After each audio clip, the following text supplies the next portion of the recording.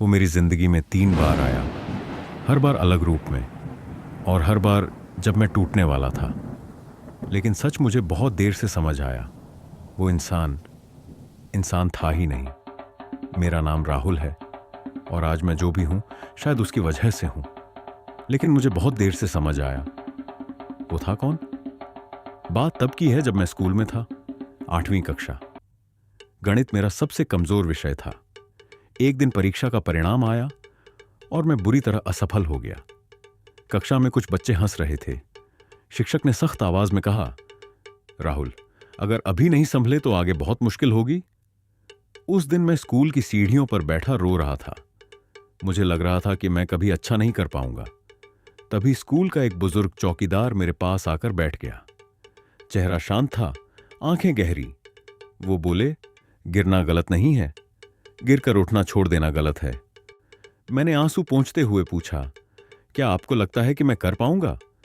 उन्होंने मुस्कुराकर कहा, तुम्हें खुद पर भरोसा नहीं है, पर समय को है। उस दिन के बाद मैंने पढ़ाई में जी जान लगा दी। अगले साल वही गणित मेरा सबसे मजबूत विषय बन गया। कुछ महीनों बाद पता चला वो चौकीदार नौकरी छोड़कर चला गया। मुझे अजीब सा लगा, पर जीवन आगे बढ़ गया। समय बीता और मैं कॉलेज पहुंचा। नई जगह, नए लोग, नई चुनौतियां।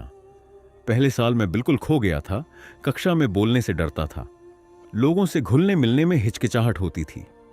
एक दिन पुस्तकालय में पढ़ते समय एक साधारण कपड़ों वाला व्यक्ति पास आकर बैठ गया।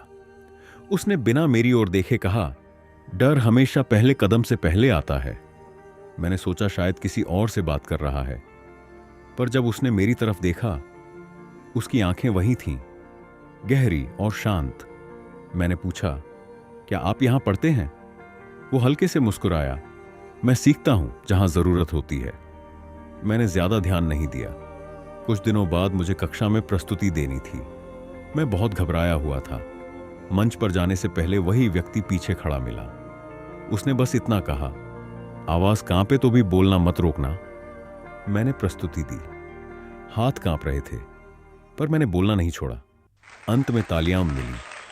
जब मैं पीछे गया उसे धन्यवाद कहने, वो वहां नहीं था। किसी ने कहा, यहां तो कोई नहीं था। मैंने बात को संयोग समझकर छोड़ दिया। फिर आया अंतिम वर्ष, कॉलेज में नौकरी पाने का समय। मेरे दोस्त एक एक करके चुने जा रहे थे। खुशी, जश्न, योजनाएं। और मैं 3 कंपनियों में बैठा, तीनों में असफल। सूची में अपना नाम खोजते खोजते आंखें भर आईं। एक शाम तेज बारिश हो रही थी। मैं बिना छतरी के भीगता हुआ सड़क पर चल रहा था। मन में गुस्सा, निराशा, खालीपन। तभी सड़क किनारे चाय की दुकान पर वही व्यक्ति दिखा। इस बार वह चाय बेच रहा था। उसने मुझे देखते ही कहा, दौड़ लंबी है, हर किसी की रफ्तार अलग होती है। मैंने झुंझलाकर कहा, सब आगे निकल गए, मैं पीछे रह गया। वो शांत स्वर में बोला, पीछे वही रहता है जो रुक जाता है, तुम रुके नहीं हो, बस तुम्हारा रास्ता अलग है। मैंने पल भर के लिए उसकी आंखों में देखा, वही गहराई, वही शांति।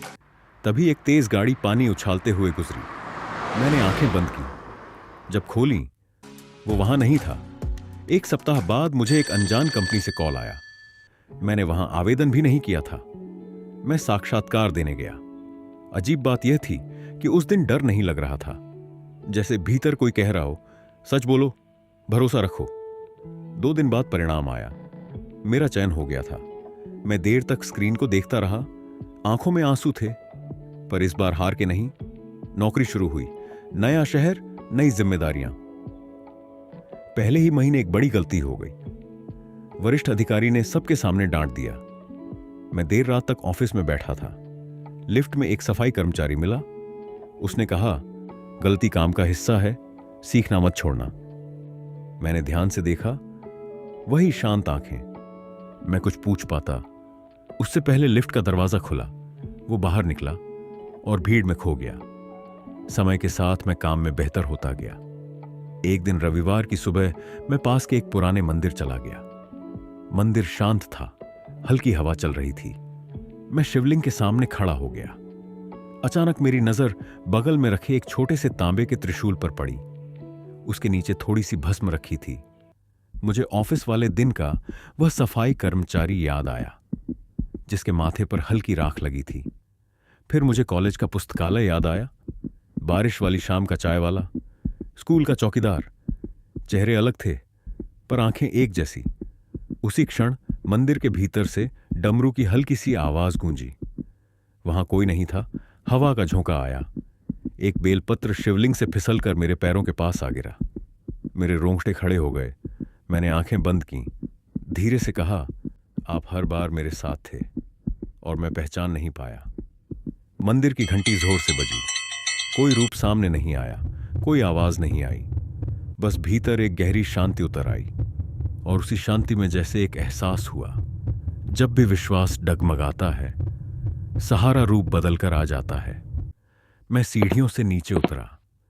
इस बार मुझे यकीन था, हम कभी अकेले नहीं होते। क्या आपके जीवन में भी कभी ऐसा कोई अनजान सहारा आया है? कमेंट में अपनी कहानी जरूर लिखिए। और अगर आपको ऐसी कहानियां पसंद हैं, तो अभी सब्सक्राइब करें, क्योंकि अगली कहानी शायद आपकी हो।